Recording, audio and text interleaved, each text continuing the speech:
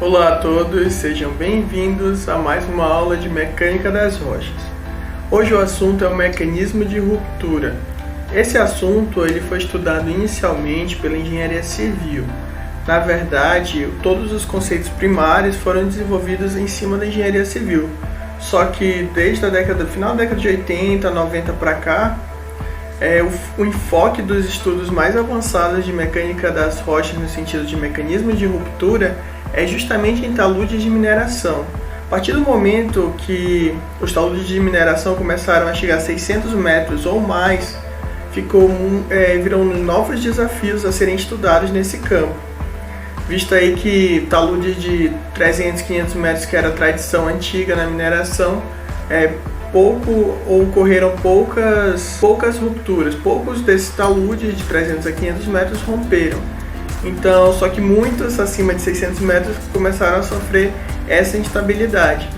Daí o foco do estudo hoje ser mais em cima de minas com taludes extremamente altos do que na engenharia civil, né? Que é tudo feito para dimensão de pessoas, de transporte, de carro, certo? Por isso que a engenharia de minas também estuda essa área, beleza? Vamos começar. Aqui uma foto que vocês já conhecem, falar um pouco aqui dos 4 tipos que a gente vai ver hoje. A gente vai tentar entender hoje as rupturas circulares, planares, em cunha e tombamento. Aqui na imagem a gente tem aqui tombamento, tá? Tombamento de bloco. E aqui a gente tem um deslizamento ou escorregamento circular. Observem que eu falei ruptura, né?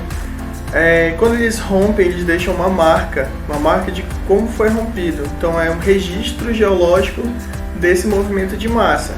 Aí a ruptura pode ser tipo circular, igual essa aqui nesse campo verde, por tombamento, que deixa lá em cima, deixa a fenda de tração em alguns casos, em alguns tipos. No caso do tombamento deixa ravinas no topo, próximo à crista do talude. Na base também tem registros geológicos do que ocorreu, tá? E daí dependendo do tipo que rompe, da forma, do modo como rompe esses taludes, a gente tem aí uma ruptura específica. A primeira que a gente vai tá dando uma visualizada agora é o escorregamento ou deslizamento circular. Ele acontece porque houve uma ruptura circular, tá? Então rompeu de que forma? Na forma circular. Então escorregou, deslizou circularmente, beleza? A principal característica o nome já indica, né? É deixar aqui o plano de ruptura, a superfície de ruptura bem visivelmente circular. Então essa característica básica. A gente vai ver nos outros modos de ruptura que todos eles são definidos, são limitados justamente por características bem definidas, por uma, duas ou algumas descontinuidades que vão controlar, que vão definir a superfície de ruptura. Superfície de ruptura é justamente a massa que movimentou aonde toca, né? Digamos assim, onde tocava antes de movimentar a massa. Onde está a massa que deslizou e a massa que ficou no talude. Então essa superfície, esse contato a gente vai chamar aí de superfície de ruptura, ok? Tá, e aqui a gente tem deslizamento circular. O que acontece? Primeiro ele fala aqui, não sei se vocês lembram, eu acho que eu já falei algumas vezes durante as nossas aulas, que o maciço rochoso muito fraturado, ele vai se comportar como um solo, tá? Ele tem o comportamento do maciço rochoso similar ao do solo, não é igual, mas é bem parecido. Tá? E por que isso acontece? Pensem assim, quando a gente tem o talude, né, com uma dimensão muito grande, e aí as partículas elas estão muito pequenas em relação ao tamanho do talude. Então quanto maior for o talude, menor as partículas do solo, mais provável que aconteça aí esse deslizamento circular, tá? E igualmente acontece quando o maciço rochoso está muito fraturado e as partículas estão pequenas demais em relação ao tamanho do próprio talude.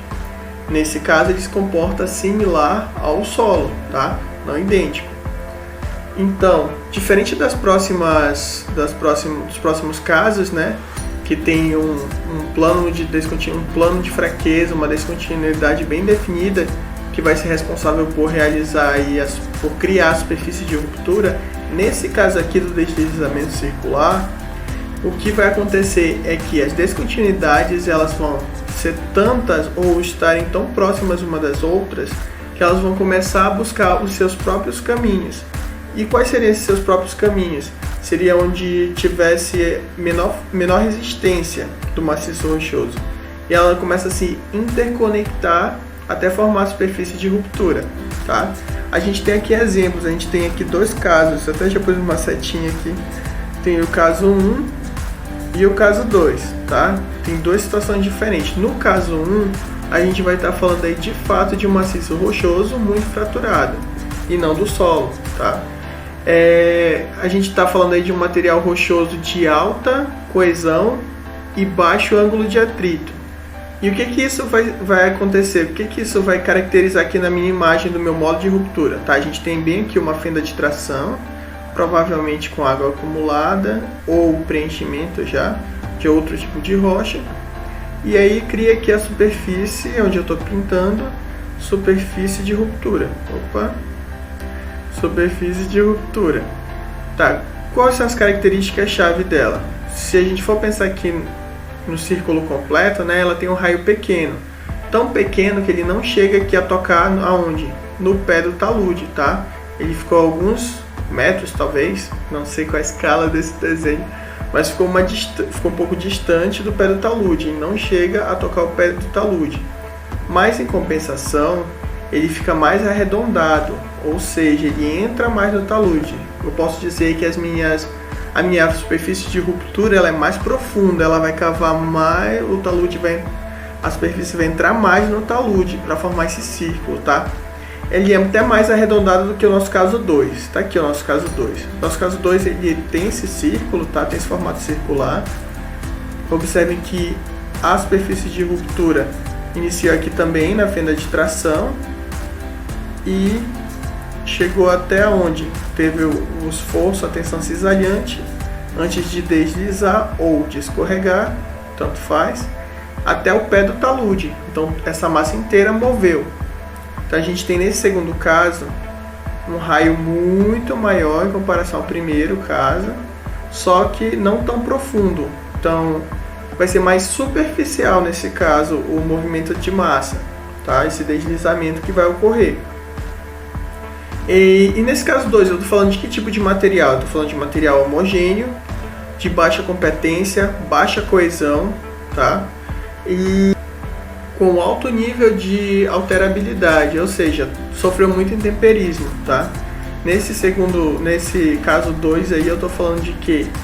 De um solo, beleza? Então essas são as diferenças entre o caso para o maciço rochoso e o caso para o solo, mas o comportamento é bem similar. Ambos vão deixar um formato circular na base, tá? Na superfície de ruptura, antes de sofrer o movimento de massa, antes da massa se mover.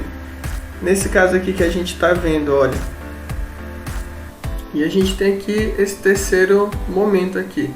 Observe que a superfície de ruptura desse terceiro exemplo aqui, vou pintar aqui, ó, tá? Observe que nesse caso a superfície de ruptura ela foi além do pé do talude, tá? Ela foi a mais. E olha que a gente está observando aqui que é um talude rochoso, né? De um material bem competente e tal. É como se fosse o nosso caso 1 ali, tá? Mas por que ele passou do talude? É porque não é regra. Mas pensem que se fosse solo, esse mesmo talude, no mesmo ambiente, mesma altura do talude, mesma proporção, o raio dele seria ainda maior, tá? Pegaria uma área ainda maior, só que seria mais raso, beleza? Vamos seguir para o próximo. A gente tem aqui a ruptura planar. A gente tem aqui na imagem uma foto de uma ruptura planar, né? Olha o movimento de massa, olha o tamanho da pessoa. E a gente tem o escorregamento planar, que é a mesma coisa que deslizamento. Existem 3 pontos-chave para que o deslizamento planar ele ocorra. Um deles é que o plano do deslizamento seja mais ou menos paralelo à face do talude. A gente tem aqui essa superfície, olha, aqui nesse exemplo aqui debaixo de mim. embaixo da minha imagem. A gente tem aqui, ó, a superfície de ruptura e a face do talude, olha. Elas não são perfeitamente paralelas. Pode variar aí mais ou menos 30 graus. Mas elas têm o mesmo rumo, mesmo sentido aqui, ó. Ou se, dependendo do ponto de vista aqui. Mas de qualquer forma elas são quase paralelas. Pode variar em uns 30 graus e mesmo assim acontecer a ruptura planar. Outro pré-requisito para que aconteça a ruptura planar é justamente a superfície de ruptura. Ela tem que aflorar, ela tem que aparecer, ela tem que chegar até a superfície da face do talude. Isso acontece aonde nesse desenho aqui embaixo? Isso acontece nesse plano aqui, ó, ao pé do talude. A superfície de descontinuidade ela se tornou aflorante, ela ficou visível para fora na face do talude, mais ou menos na altura do pé, onde aconteceu o deslizamento aqui embaixo, tá? Outro fator que também é exigência para que ocorra o deslizamento planar é que deve haver duas no caso, face livre. Deve haver face livre nas laterais do talude, tá? Ou seja, aqui onde eu risquei, do outro lado também. Aqui na foto a gente tem para isso ter acontecido, muito provavelmente essa parte aqui, essa área lateral, ela já tinha sofrido deslizamento antes. Então ela ficou meio com vãos livres nas laterais. Ou seja, tem superfície, cumpre os três quesitos para que ocorra o deslizamento planar. Tá? Vamos ver o próximo. Vamos continuar aqui. O deslizamento planar, apesar dele ser um tipo de ruptura um pouco rara, tá? Tem que cumprir exatamente essas três condições. A descontinuidade tem que ser paralela, à face do talude, mais ou menos 30 graus, paralela.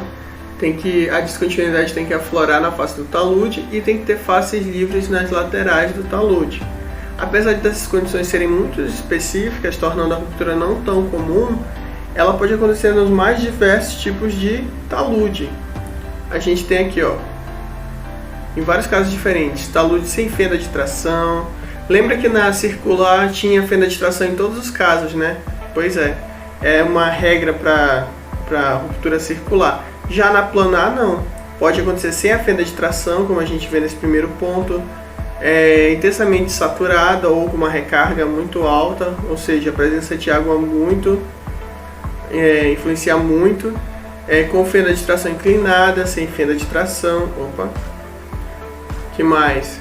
Seco, o talude drenado, como chamam, que tem a fenda de tração, com fenda de tração no topo, bem na crista, com a presença de água somente na fenda de tração também pode acontecer. Fluxo de água subterrâneo, de repente tem aí underground water, água subterrânea, lençol freático, tá? Com taludes de altura de lençol freático, se for desconhecido, existem até cálculos específicos para esse caso, mas também podem acontecer com fenda de tração posicionada em sua face. Fenda de tração, ao invés de estar na crista, como todos os exemplos até agora, pode aparecer na face do talude e ocasionar também. Outro caso é a presença de água na fenda de tração e também nos planos de deslizamento, tá? Então, apesar de que todos esses casos podem acontecer o deslizamento planar, mesmo assim ele ainda é muito raro, por causa daquelas três condições: descontinuidade de praticamente paralela, ou mais ou menos 30 graus do paralelismo, faces laterais livres e o afloramento da própria descontinuidade na face do talude, tá? Então, ela é rara, apesar de poder acontecer em todos esses tipos diferentes de maciços rochosos, todas as situações geomecânicas diferentes. Tá? Nesse caso, nessa imagem aqui, a gente observa uma coisa. A gente tem aqui, ó, a superfície de ruptura e a face do talude. Elas estão praticamente paralelas. Estão mais em paralelo do que na última imagem até. Tá? E observem que ambos, a gente pode dizer que está no mesmo plano. Nesse caso, nesse sentido aqui, ó, do mergulho aqui nessa imagem. Tá? Então eles estão no mesmo plano. Só é preciso um plano de descontinuidade para que ocorra a ruptura planar. Enquanto que nesse segundo caso, a gente tem aqui a ruptura em cunha, precisa de 2 planos para que a principal exigência, a principal condicionante para que ocorra uma ruptura em cunha é justamente ter 2 planos de descontinuidades diferentes que se encontram, tá? Que se cruzam, que se intersectam. A gente tem aqui, ó, por exemplo, aqui é a interseção, tá? Nessa foto, eu sei que tá preto e branco, mas também boa assim de ver a cunha nesse. Então ficou aqui o espaço de 2 planos. Aqui eu tenho um plano, tá? Esse aqui que eu pintei é um plano de descontinuidade e esse aqui é outro plano. Então eles se encontraram aqui embaixo e o maciço rochoso deslizou, aconteceu um movimento de massa, beleza? E aqui a gente tem a imagem, né? A figurinha com os elementos. A gente tem aqui a cunha. Cunha significa pontiagudo, né? Uma coisa inclinada. Nesse caso significa bem inclinada. Uma das características é o quão inclinado é a massa que está delimitada por esses 2 planos de descontinuidade. Então, se ela for bem inclinada e os 2 planos se encontrarem, vai acontecer o deslizamento em cunha, beleza? Então a gente tem aqui, observem que existe uma, como é que eu posso falar, uma convenção de que eu vou chamar meu plano de fraqueza, tá? Tem 2 descontinuidades. Aqui ele vai chamar de plano de fraqueza, mas é isso aí. Pode ser 2 descontinuidades, pode ser gistosidade, acumamento, que seja. Tem esses 2 planos, o plano A e o plano B. Aí eu tenho a linha 1 aqui, ó, eu circulei de vermelho, linha 1. O que quer dizer a linha 1? A linha 1 vai ser esse plano de fraqueza com a inclinação menor, tá? Mais suave, mais sutil. Então, o meu plano A aqui, ele sempre vai ser aquele que vai ter a menor inclinação. E eu vou chamar essa linha de menor inclinação na face do talude de linha 1. E o que é a linha 1? É essa aqui, ó. A face do talude, onde ocorre a superfície de deslizamento. Na face do talude do plano que tiver menos inclinado, que tiver leve. Por exemplo, eu tenho 2 planos, né? Esse é quase vertical e esse é mais deitado. E aí se encontraram e houve o deslizamento em cunha, tá? Então, o plano que é menos inclinado eu vou chamar de A, e a linha que passa na face do talude do plano menos inclinado é a linha 1. Aí eu vou para a linha 2, ou seja, o outro plano que também está na face do talude. Esse bem aqui, ó, vai ser o 2, tá? E esse 2 ele vai ser a superfície de ruptura que está na face do talude do plano que estiver mais inclinado. Aí vocês podem me perguntar, mas e se o plano, se os 2 forem simétricos, tiverem a mesma inclinação? Aí tanto faz. Aí eu posso chamar um de 2 e 2 de 1 sem problema. Mas enquanto um tiver uma inclinação maior que a outra, o mais inclinado vai ser minha linha 2. Vai estar passando na face do talude a superfície de ruptura, mas vai ser chamado de linha 2. E esse plano de fraqueza mais inclinado é meu plano B, tá? E aí, continuando, a gente tem aqui na crista do talude, no plano menos inclinado, o plano A, eu vou chamar de linha 3, ou seja, a superfície de ruptura que fica na crista do talude, tá? E, por consequência, eu tenho aqui a minha linha 4, que é no meu plano mais inclinado, meu plano B, que fica na superfície de ruptura na crista do talude. E aí eu vou ter a linha 5. A linha 5 foi justamente, tá lá no fundo, tá? É como se mergulhasse essa imagem. Tá lá no fundo. Então a minha linha 5 aqui é como se fosse lá dentro do talude, onde ficou marcado o encontro dos 2 planos, onde aconteceu a superfície de ruptura por um todo, de fora a fora, tá? Então eu tenho essa superfície aqui 5. Essa linha 5, que é o encontro, a interseção entre os 2 planos de fraqueza. Tá? Formando aí a superfície de ruptura, delimitando a minha superfície de ruptura em cunha.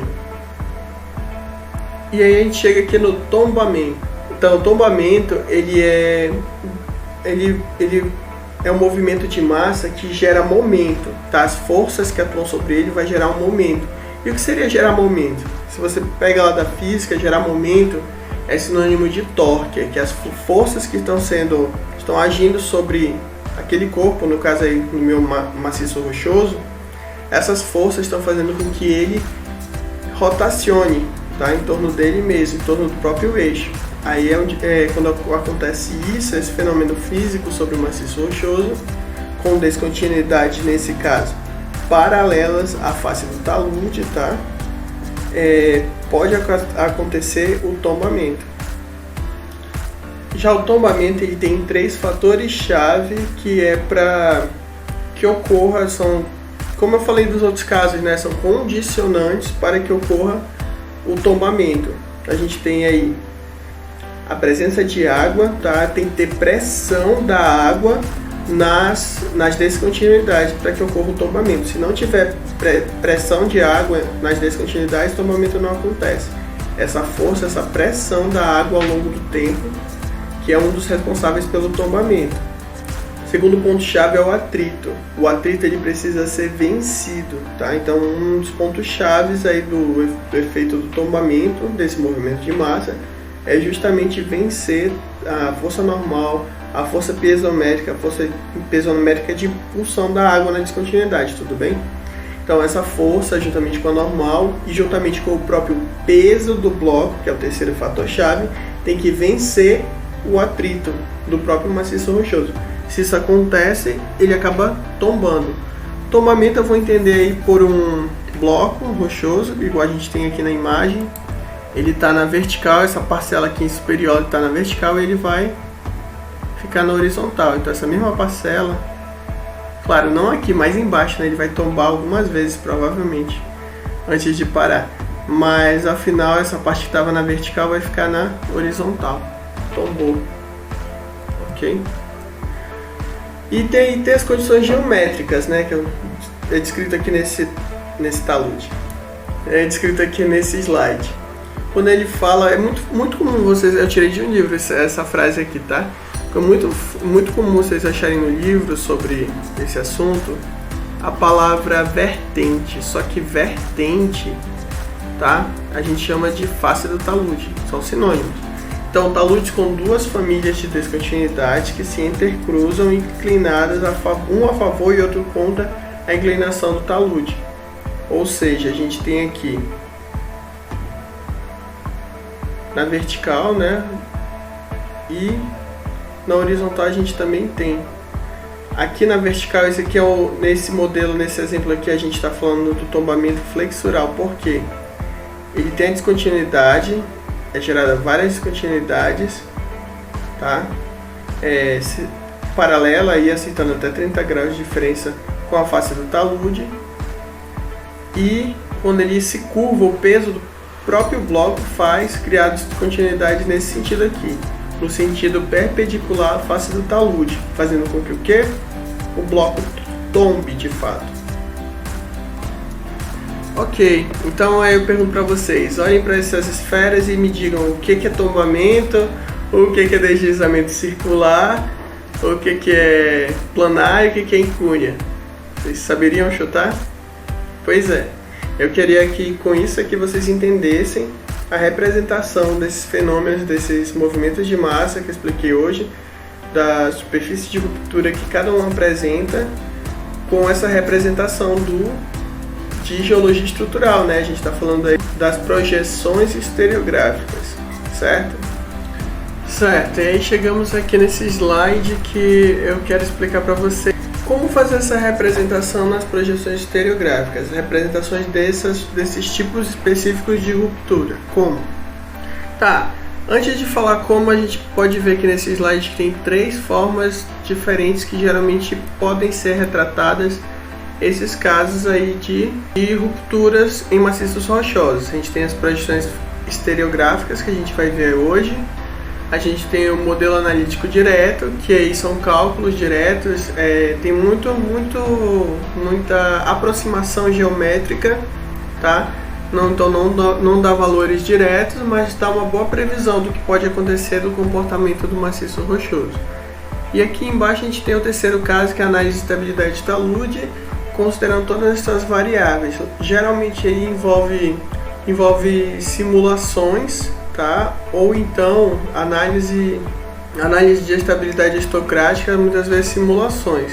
E nesses casos aqui, geralmente a gente usa softwares para estarem ajudando a gente. Aí a gente considera aqui diferentes tipos de maciço rochoso, a gente põe uma cor diferente para cada um. A gente põe uma cor diferente para cada tipo, para cada litologia diferente. A gente põe aqui o nível piezométrico da água, a presença da água. Então tem todas as variáveis, a gente pode considerar inclusive movimentos tectônicos, tá? Então a gente pode considerar terremotos ou simples abalos sísmicos, tá? Sísmica de forma geral. E as projeções estereográficas. Então, o que eu queria deixar claro antes da gente começar é que a projeção estereográfica ela é capaz de representar, por exemplo, com um ponto, tá? Com um polo, que a gente chama como ponto, todos os planos, infinitos planos passando por esse ponto. Esse ponto, ele representa todo o comportamento do maciço rochoso num específico lugar e considerando todos os planos ao seu redor, tá? Então ele com uma imagem ele consegue dizer muita coisa a respeito do maciço rochoso. Por isso que a gente representa até hoje com projeções estereográficas. Aqui nesse slide a gente tem a direção do mergulho, tá? Por exemplo, se a gente considerar que o norte está para cá, só um exemplo, tá? O norte está para cá. Então, qual a direção do mergulho? A direção do mergulho é sul, tá? Ele mergulha sul, ele mergulha, digamos que exatamente ali no sul, digamos que seja 180. Ele mergulha 180 graus. A direção do mergulho é essa. E quantos graus? Aí, deixa eu apagar aqui. Beleza? Então a direção do mergulho dele é 180, se eu for contar azimuth, tá? E o mergulho dele vai ser qual é o ângulo que foi feito aqui com essa superfície e quanto ele entrou, quanto ele mergulhou, tá? Quanto essa descontinuidade mergulhou. Digamos que aí 30 graus. Pode ser representado por aqui também, acho que é até mais fácil. Por aqui, ó. Quer dizer que aqui tem um ângulo de 30. E entrou 30 graus na minha superfície rochosa. Tá? Então, azimuth 180 e o ângulo do mergulho 30. E tem mais um item também, tem o rumo. O rumo diz a direção para onde vai deslizar, tá? Pensando já lá nos deslizamentos, o rumo vai ser a direção para onde ele desliza. Nesse caso, supondo que houvesse uma superfície aqui em cima que já deslizou, o rumo foi para cá. Ele tende a manter aqui, nesse caso, essa direção aí do mergulho, tá? O ângulo de mergulho. Tá, agora eu vou falar da representação, né, dentro da projeção estereográfica. Então, a gente pode fazer assim. Eu vou representar a face do talude com a linha vermelha. Aí, meu primeiro é 45. 45, aqui, tá? E mergulha 70 graus. Lembrando que olha para cá, ó, nesses números verdes. É de fora para dentro, 0, 10, 20, 30. É o ângulo de mergulho, nesse caso aqui da face do meu talude, que é 70 graus. Então eu tenho 90 aqui do centro, 80, 70. Tá? Então é nessa linha aqui que eu vou seguir. Mas eu vou seguir aqui no 0? Não. Eu tenho que girar minha projeção estereográfica, né? Deixa eu girar aqui. Beleza? Então eu girei aqui. Magicamente, claro. E aí quantos graus que eram? 70 aqui do lado. Face do talude, 70. Então a face do meu talude mergulha a 70 graus. Então de fora para dentro. 0, 10, 20, 30, 40, 50, 60, 70. Tá? A face do meu talude está bem aqui. Beleza? Agora eu posso girar de volta minha projeção estereográfica. Certo? Girei aqui. Girei de volta. Aí eu tenho aqui a minha face do talude. Eu vou escrever minha descontinuidade aqui nessa mesma projeção. descontinuidade está 135, vamos marcar. Vou pegar outra cor, vou pegar o verde. 135, cadê o 135? Aqui. Ó, lembrando que ele segue esse sentido aqui, ó, tá? 0, 10, 11, 12, 20, 30, 40, 50, 135 aqui embaixo. Marquei de verde. Marquei de verde, né? Bem aqui. Tá. Agora eu faço que gira a projeção de novo. Pronto. Agora o 135 está bem no zero. Mergulha quantos graus? 60, né? De fora para dentro. Só contar. 0, 10, 20, 30, 40, 50, 60. Tá, então tá bem aqui. 135. Tá? Então essa minha linha de verde vai ser minha descontinuidade. Deixa eu girar o plano de novo, a projeção. Certo? Eu girei a descontinuidade aqui. Certo? Aí eu girei aqui a minha projeção estereográfica. Então a gente tem de vermelho a face do talude, tá? E a gente tem de verde a descontinuidade. É possível também, no lugar da descontinuidade, por exemplo, tem casos que ele pode ser representado só pelo polo. E o que seria o polo? O polo ele é 90 graus, tá? No sentido de aqui para dentro da projeção em relação ao verde, tá? Essa é a nossa descontinuidade em verde.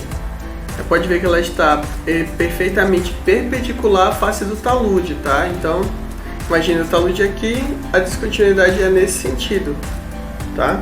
Então, a parte geométrica pode ser toda representada pela projeção estereográfica. Vocês lembram do polo lá da geologia estrutural? O que é o polo na projeção estereográfica? Por exemplo, eu quero, ao invés dessa linha verde, eu quero representar ela por um polo, ou seja, um ponto só. Lembrando que cada ponto na projeção estereográfica significa uma linha, tá? Eu vou voltar minha projeção para o verde voltar a ficar no zero e eu vou contar 90 graus para dentro da minha projeção e vou marcar só um ponto bem no centro, tá? E aí eu vou ter o meu polo. Vamos fazer isso? Pronto, girei. Aí a gente tem o que agora? A gente conta 90, né? Para dentro do talude a gente tem aqui 10, 20, 30, 40, 50, 60, 70, 80, 90. Então é nesse lugar, nessa linha aqui, tá? Só que ela fica bem no centro. Então eu posso substituir a minha linha verde por esse ponto. Ficou muito grande esse ponto amarelo, mas por um ponto exatamente aí, tá? Fica assim. Pronto, fica dessa forma. Então fica mais limpo, né, a minha marcação aqui na projeção estereográfica, porque aqui tem só um ponto. Vamos voltar para a vertical e ver como é que ficou tudo no final. Tá, então minha descontinuidade está representada por apenas um ponto, eu vou chamar de polo, tá? Essa representação também é possível, tanto a linha verde não tem uma melhor que a outra. Dependendo de cada caso, a gente pode apresentar de uma forma diferente, tudo bem? Então vamos lá relacionar essa projeção estereográfica com os tipos de deslizamento, a geometria necessária para que ocorra aqueles movimentos de massa. Bom, o primeiro que a gente tem aqui é a ruptura circular. Ruptura circular, ela foi representada, todas as descontinuidades foram representadas apenas por polos, tá? Então são polos, ou seja, tem uma sequência, tem uma infinidade de descontinuidades. É completamente desorientado o meu maciço rochoso. Tem a orientação toda aleatória. Eu marquei aqui a face do talude, ó, esse ângulo aqui mais reto seria o sentido, lembra que a gente viu naquele slide lá atrás? Sentido e depois o ângulo do mergulho. Então o sentido é esse aqui, que dá uma ideia de noroeste, sudeste. E quantos graus? A gente vê o mergulho aqui da face do talude, que é representado por essa linha vermelha. Então 0, 10, 20, 30, 40, deve ter 60 aqui, tá? Então a gente tem a face do talude e aqui as descontinuidades. Muitas vezes a ruptura circular ela é representada apenas pela quantidade de descontinuidade. Tem tanta descontinuidade que já cai só no quesito de ruptura circular. Então ela muitas vezes é representada apenas pelos polos, tá? Eu coloquei o talude para deixar mais fácil de visualizar. Tudo bem? Então essa é a cara da projeção estereográfica que representa a ruptura circular. E a ruptura planar? A gente tem aqui uma descontinuidade só, tá? Ou seja, ela tem que acontecer paralela à face do talude. Aqui é a face do talude, ela tem que mergulhar num ângulo menor do que a face do talude, senão não vai aflorar na face, logo não vai acontecer a ruptura. Então a gente tem aqui um ângulo menor. Por que eu sei que o ângulo é menor nessa que está mais aberta? Porque lembra, de fora para dentro, 0, 10, 20, tem uns 30 graus aqui, 40, 50, tem uns 60 aqui, tá? E essa descontinuidade, ela está representada aqui o polo, que seria esse ponto azulado aqui mais escuro. E ao redor é toda a influência que essa descontinuidade causa no maciço rochoso. É capaz de influenciar uma área bem maior do que só a linha, tá? Aqui é um ponto, mas lembrando que na vida real é a linha, na projeção estereográfica é apenas um ponto, representando toda a área que é comprometida por essa descontinuidade aqui, tá? Uma outra representação. Então, se a gente tem só uma descontinuidade, a gente está falando de uma ruptura que acontece no mesmo plano do talude, então a ruptura planar, tudo bem? Aqui, por outro lado, a gente tem a descontinuidade em amarelo, tá? Ela vai interceptar a descontinuidade azul clara, tá? Então elas se encontram no ponto. Se elas se encontram no ponto, elas têm uma interseção. A interseção vai ser justamente a linha de baixo, né? A linha de fundo, a nossa linha 5. Vocês lembram da numeração das linhas do deslizamento em cunha? A linha 5 do deslizamento em cunha, tá? Vai ser representada no polo, na projeção estereográfica, justamente aqui por esse ponto de encontro das duas descontinuidades. Observando aí que as descontinuidades ela tem um certo ângulo, um certo paralelismo, tá? Não perfeito. A gente tem a representação dos polos dessas descontinuidades. Olha, se a gente for contar essa aqui, 90 para dentro vai dar bem aqui. E a mesma coisa com a amarela, 90 para dentro vai dar bem aqui. Então, isso aqui são os polos e a área de influência dessa descontinuidade sobre a região do maciço rochoso. Tudo bem? E a gente tem aqui o tombamento. O tombamento ele é mais simples de representar, né? A gente tem aqui o talude. A gente tem, enquanto o talude está... Deixa eu riscar aqui. Enquanto o talude ele está, digamos, ele está assim, né? Ele está com a face levemente inclinada para cá. A minha descontinuidade de tombamento ela vai estar mergulhando para dentro do talude, ou seja, ela vai estar levemente para cá, tá? E é o que acontece aqui nesse exemplo, nessa imagem. Ou seja, eles têm um ângulo de mergulho similar, direção oposta, eles estão em direções opostas. Essa descontinuidade aqui na projeção estereográfica, marcada de azul claro, ela pode ser representada por esse polo aqui, apenas por esse pontinho azul. Só que aí também está marcada a região de influência sobre o maciço rochoso, tá bom? Então, se vocês verem uma projeção estereográfica com a descontinuidade mergulhando no outro sentido, tá? Enquanto ela mantém um certo paralelismo com a face do talude, mas no outro sentido, tudo bem? E aqui a gente tem uma representação de uma mina. Ah, mas para que serve então na mineração a gente ter aí as projeções estereográficas? É muito mais fácil representar uma questão geométrica, tá? Unicamente geometria, sobre cada talude da mina. Aqui numa mesma cava pode acontecer vários deslizamentos, vários movimentos de massa diferentes. A gente tem aqui o deslizamento em cunha, o planar, aqui é estável, aqui tem o tombamento, tá? Então dá para caracterizar o maciço rochoso dos taludes da mina dessa forma, com a representação estereográfica. Aqui a gente tem a região sombreada, é a região onde vai acontecer a ruptura. Aqui a gente tem, olha, um plano aqui, um plano A da vida e um plano B da vida. Então a interseção e tudo ao redor da interseção pode ser influenciado e pode acontecer o que? A ruptura. A ruptura vai acontecer nessa região aqui. Essa seta, nessa representação, indica o rumo. Eu falei do rumo lá naquele slide, né? No slide inicial de projeção estereográfica. Então o rumo vai apontar para onde vai acontecer o deslizamento, a direção, ok? Bom, eu espero que vocês tenham gostado da aula de hoje. Ela foi mais para apresentar para vocês os métodos, né, os modos, ou melhor, os mecanismos de ruptura de cada um desses tipos de movimento de massa, que a gente já tinha visto anteriormente, apenas classificando. Espero que tenham gostado da aula. Até a próxima!